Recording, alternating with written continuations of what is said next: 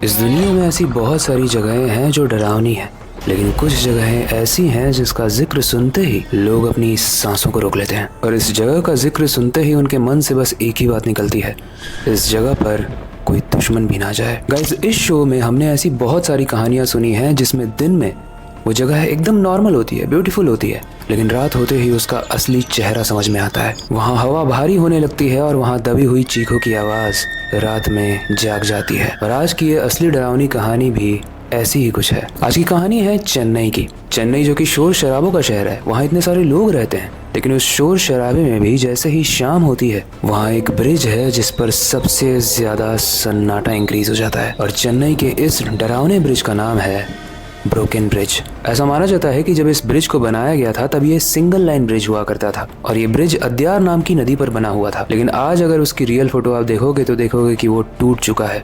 अब वो एक नहीं बल्कि आधा ब्रिज है। और ऐसा माना जाता है कि इस ब्रिज के टूटने के पीछे एक बहुत ही दर्दनाक और डरावनी कहानी है, जिसके बाद से इस ब्रिज के नीचे सिर्फ पत्थर और पानी नहीं बल्कि कुछ और भी रहने लगा। लेकिन ऐसा कौन सा रीजन है जिसकी वजह से ये ब्रिज नॉर्मल ब्रिज से एकदम डिफरेंट है और डरावना है, वही जानेंगे आज की स्टोरी में। लेकिन उससे पहले हेलो गाइस, मेरा नाम है अविनाश कुमार और आप देख रहे हॉरर स्टोरीज। आज की डरावनी कहानी में दो कैरेक्टर्स हैं, प्रिया और कार्तिक।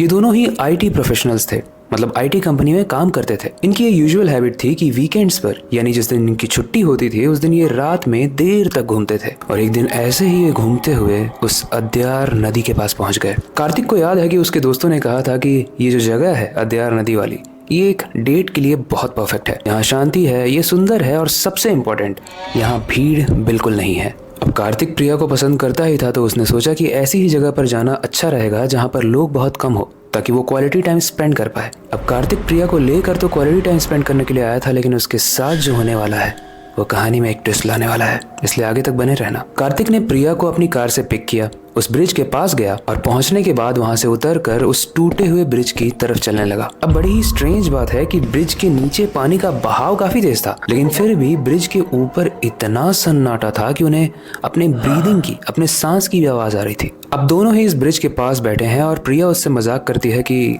सुना है यहाँ पर कोई और भी रहता है जो दिखता नहीं है। ऐसे में कार्तिक हंस के बोलता है कि क्या यार, तुम हर जगह पर यही हॉरर शो ले आती हो। आई मीन, सीखो के अविनाश कुमार वाला हॉरर शो की बात नहीं कर रहा हूँ, लेकिन कोई तो हॉरर शो होगा ही जिसकी कार्तिक बात कर रहा होगा। वेल, एक तरफ तो ये लोग जोक कर रहे थे, लेकिन दूसरी तरफ से उन्हें एक आवाज सुनाई देती है और वो आवाज आ रही थी उस नदी के अंदर से।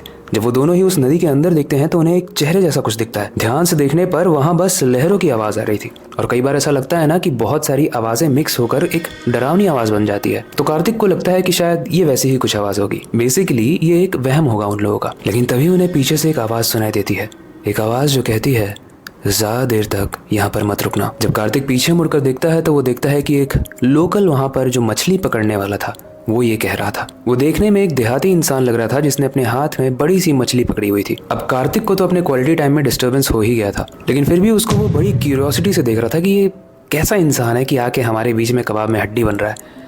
लेकिन तभी वो इंसान कहता है कि तुम लोग शहर के लगते हो, तुम्हें इस जगह की कहानी पता है? वो लोग बोलते हैं इस जगह की कहानी क्या है, शांत जगह है तो हम लोग अपना क्वालिटी टाइम स्पेंड करने आए हैं, बात कर रहे हैं हम लोग। वो मछुआरा बोलता है कि इस जगह के बारे में अगर तुम्हें पता होता तो शायद तुम यहाँ पर नहीं आते, क्योंकि जिस क्वालिटी टाइम को स्पेंड करने तुम यहाँ पर आए हो वो क्वालिटी टाइम खून से भरा हो सकता है। प्रिया बोलती है भैया आपका मतलब क्या है? कार्तिक को लगता है भाई तुम सच में डिस्टर्ब करने आए हो ना?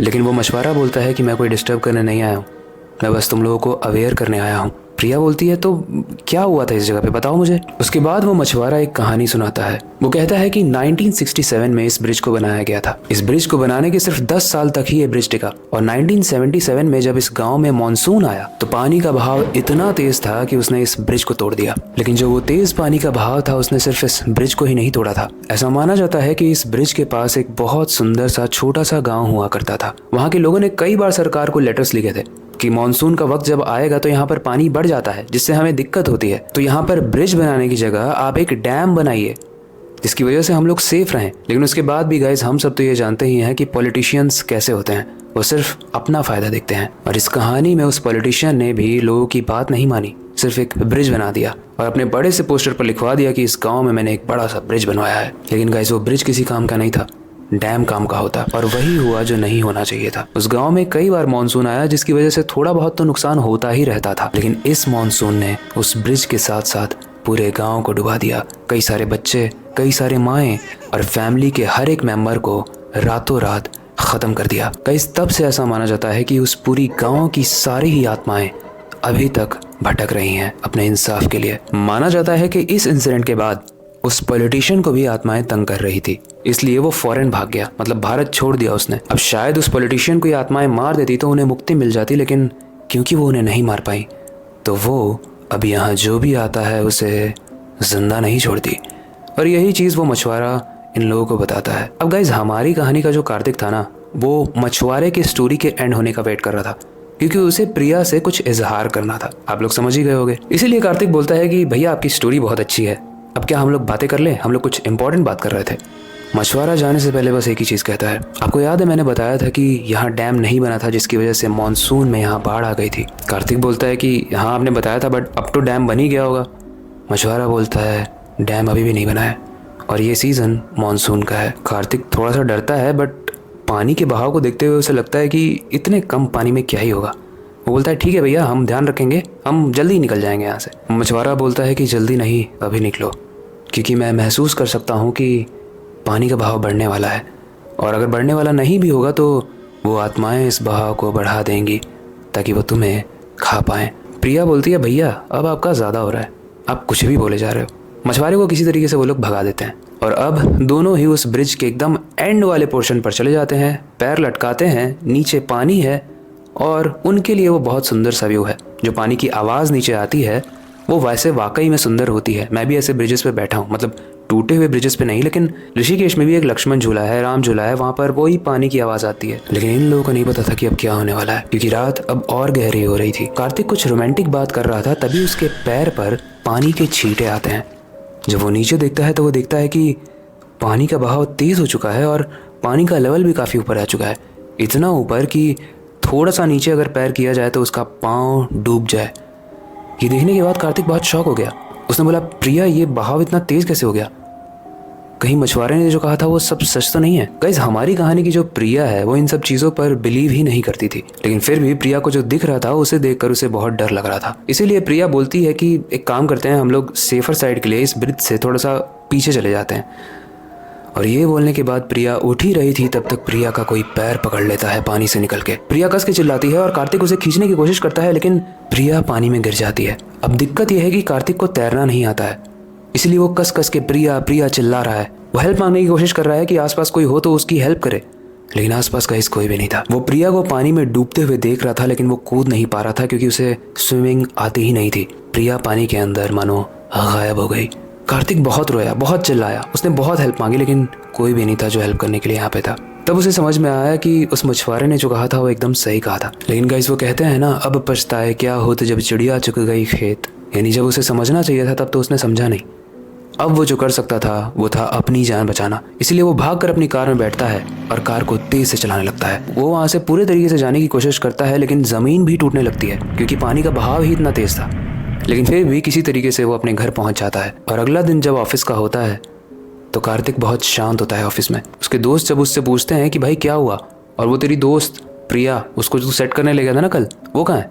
कार्तिक ऐसे में बहुत रोते हुए अपनी कहानी अपने बेस्ट फ्रेंड को बताता है, और उसका बेस्ट फ्रेंड बोलता है कि भाई तुझे जब हिंट मिल ही गया था तो तुझे वहाँ से निकल जाना चाहिए था। इसके बाद गाइस, तब से आज तक कार्तिक उस इंसिडेंट की वजह से अपने आप को दोषी मानता है। वो गिल्टी फील करता है, वो सैड रहता है, लेकिन जैसा मैंने बताया, जिसे हम खो चुके हैं वो वापस तो नहीं आएगा। कार्तिक उस दिन के बाद कई बार उस ब्रिज पर गया इस तलाश में कि शायद प्रिया कहीं उसे मिल जाए, लेकिन प्रिया उसे कभी नहीं मिली। इसीलिए उसने अपने पूरे ऑफिस में ये ऐलान कर दिया कि कोई भी उस ब्रिज पर मत जाए, क्योंकि वहाँ जाओगे तो तुम किसी और काम के लिए, लेकिन होगा कुछ और जो भी वहाँ पर जाता है वो वापस नहीं आता है।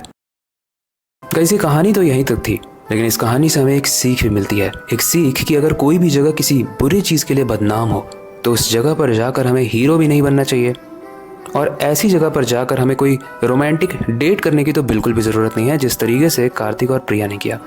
हालांकि प्रिया की तो गलती भी नहीं थी, गलती तो पूरी कार्तिक की ही थी। गाइस, हमारे देश में जो डेमोक्रेसी है उसका मतलब है वोट देकर पॉलिटिशियन को पावर दिलाना। यानी एक नॉर्मल से इंसान को यहाँ से उठाकर आप यहाँ बैठाते हो, उससे बहुत सारी चीज़ें एक्सपेक्ट करते हो, लेकिन जब कुछ भी सॉल्व नहीं होता है तो आप खुद पर रिग्रेट करते हो कि मैंने इसे वोट क्यों किया, और ऐसे पॉलिटिशियंस नहीं ही होने चाहिए। वेल, आपका क्या कहना है इस बारे में हमें कमेंट सेक्शन में जरूर बताना। आई होप आपको ये कहानी डरावनी और इंटरेस्टिंग भी लगी होगी। ऐसी और सच्ची डरावनी कहानियां समय के साथ आने वाली हैं, इसलिए मेक श्योर करना कि आप एक भी वीडियो स्किप ना करो। बाकी हमेशा की तरह वक्त आ चुका है इस स्टोरी को एंड करने का और नई सुपर इंटरेस्टिंग लेकिन डरावनी स्टोरी पर काम शुरू करने का। लेकिन जाने से पहले मैं हमेशा की तरह एक ही चीज कहना चाहूंगा, अपनी क्यूरियोसिटी को डाई मत होने देना। नई चीजें सीखते रहना, अपने बेड के नीचे और खिड़की के बाहर जरूर देख लेना। कुछ लोग खड़े तो नहीं है आपका वेट करते हुए। मिलते हैं अगली वीडियो में।